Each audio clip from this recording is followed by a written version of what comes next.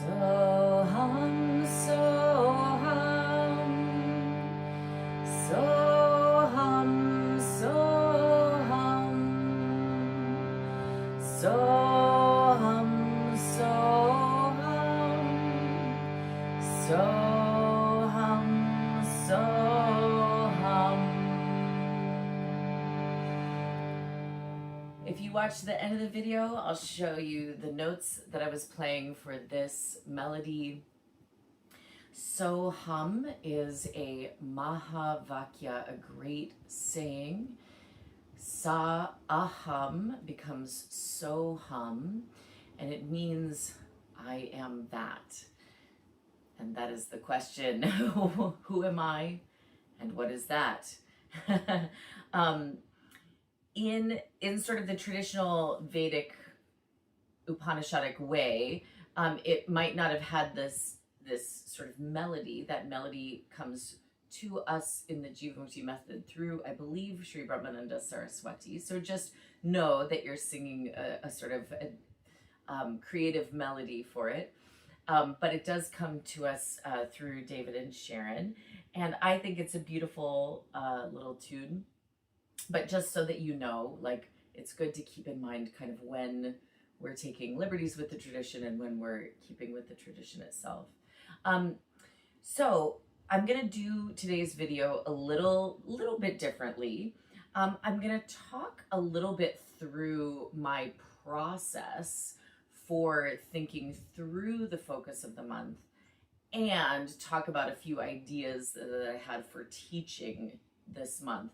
So you can kind of get an insight as to sort of kind of how I go about it.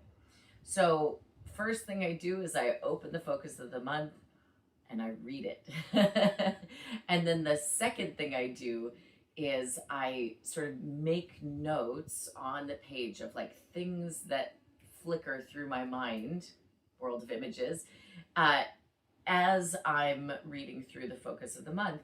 And then I also go and just like pull a bunch of books off my shelf. It just seems to be the way that I do things. So I immediately grabbed for the book I Am That because of the Mahavakya. I figured if there's something that I can pull from this book regarding the world of images or the idea of self, from that book, that I would be able to teach from that. I also went and grabbed all of my little writings from Sri Brahmananda Saraswati. I couldn't find the pamphlet, the literal essay, World of Images, but I have collected many over the years. So I'm hoping that if I leaf through some of these, that I'll be able to find something to read or something to draw from.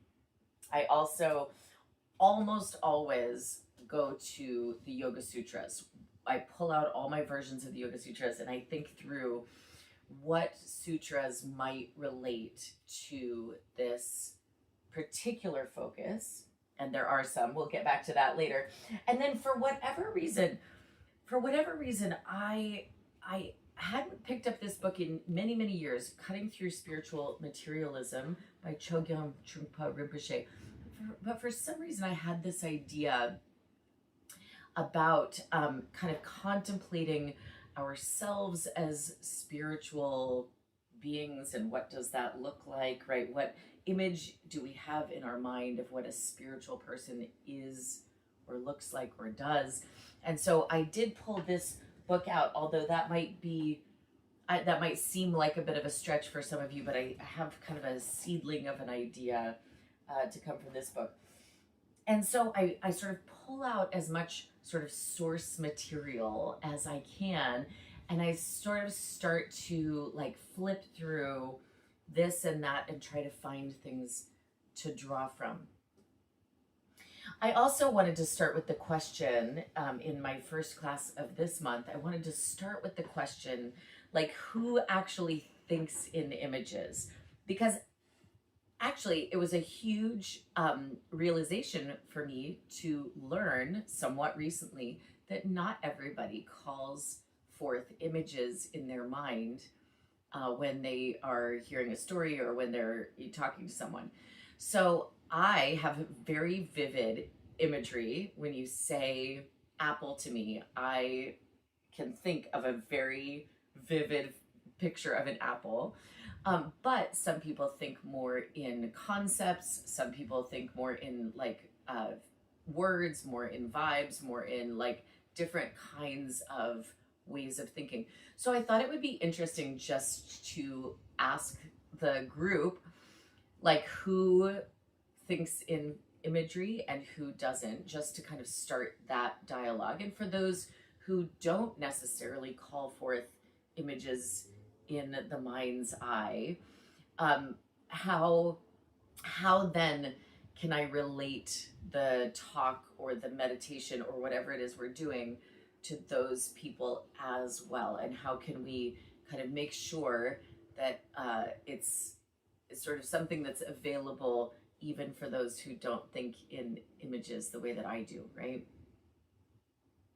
I was also reminded very much of the way David Life used to use a lot of very creative, kind of trippy visual imagery in teaching asana class. Like the one that I can think of most directly, and I'll have to think of more, I'll have to jog my memory a little bit, but the one I can think of most specifically is of us standing in Tadasana in a workshop with David Life, and he described, feel like there's a version of you standing, like your feet on top of your head, and feel like there's a version of you underneath, so you're standing on your own head beneath, and that line continues to infinity. So you're both like pressing down and lifting up, but towards this infinite line of you that is stacked one on top of each other. And it is a way of kind of reaching, like Tadasana isn't just a stiff, static place, right? There's an energy of reaching up and down at the same time. So that image is evocative of how the asana could feel, right? And actually, even the practice of asana generally seems to rely heavily on imagery. The names of the asanas are sort of a shorthand for how the asana wants to look and feel, right? So frog pose, fish pose, mountain pose, and on and on and on, that we're taking these visual shapes and that we're using sort of metaphor, visual metaphor, to come into these shapes. And the question was also on my mind, how else is imagery useful for spiritual practice? And another area I thought of was your altar. Our altars are filled with imagery of gods and goddesses, imagery of teachers, imagery of friends, dear ones who have passed, imagery, and so I thought about the old Jivamukti Yoga in Union Square that had every guru just lining the altar. And I used to try to figure out if I didn't know who someone was, I would like try to, okay, I don't know that one. But over time, sort of like slowly figuring out who each and every one on the altar is. And that practice in and of itself is that image is meant to call forth in us something about ourselves, something about our big S self, something about our practice, something about our intention, right? So it's interesting to think through how images might support our practice.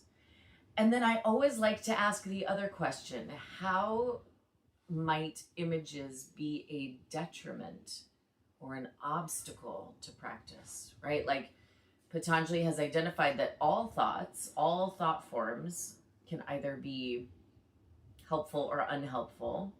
And so, in what ways might image be a detriment or a hindrance to practice? And, the thing that maybe comes to mind is like how pervasive social media is in the yoga space, right? Like, not only showing us that yoga is this sort of external practice, right? It's all about the yoga asanas, these pretty shapes, and that might give us a mistaken impression about what yoga is and what it's for.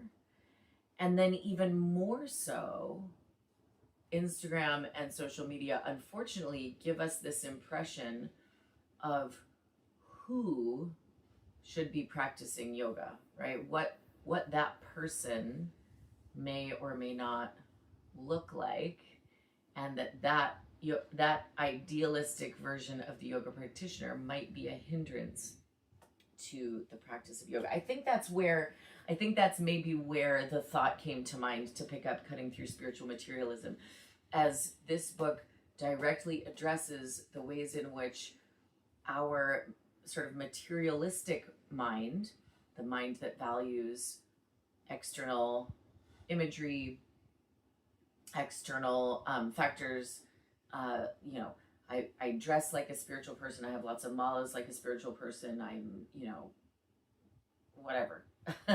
that can be a hindrance to our spiritual development.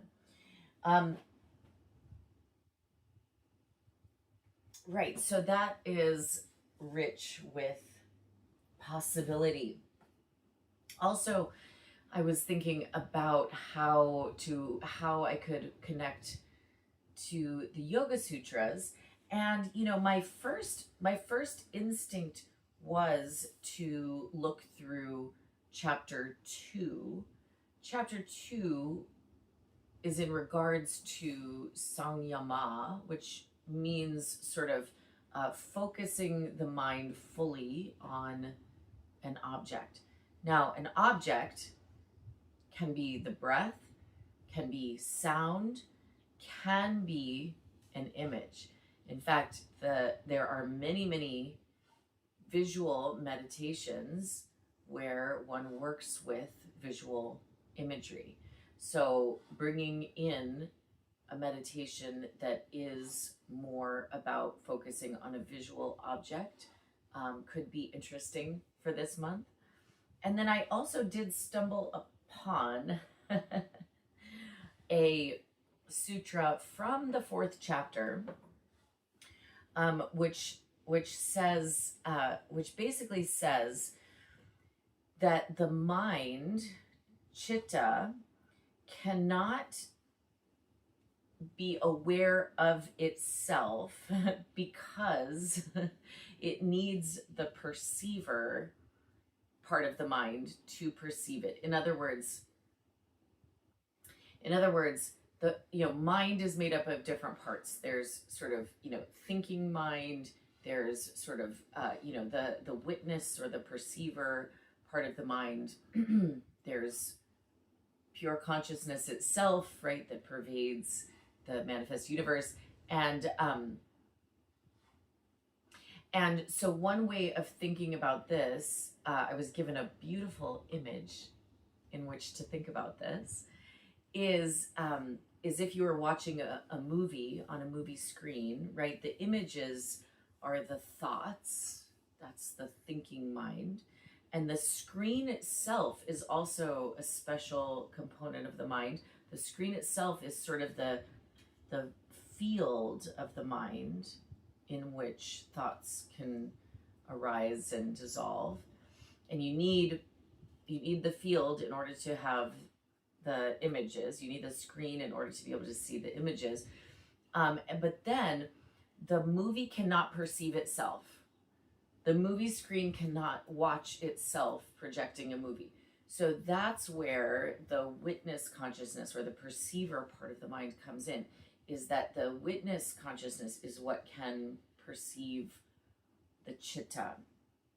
I hope that I've properly understood this sutra, and I hope that I've properly conveyed the image that I was taught. But you know, things do get lost in translation sometimes, and I could be making a mistake.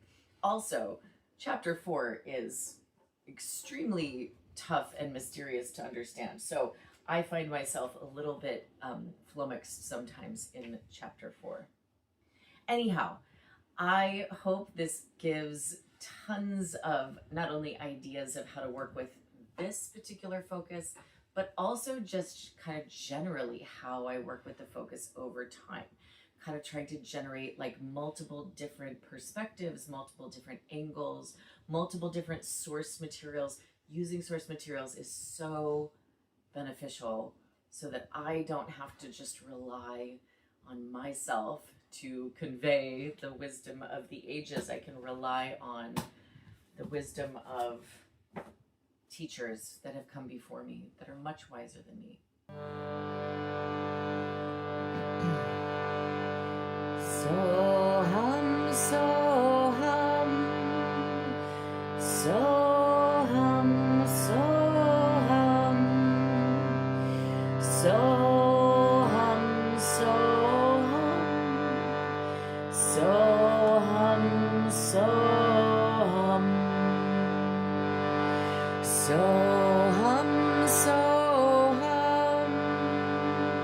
soham, soham, soham.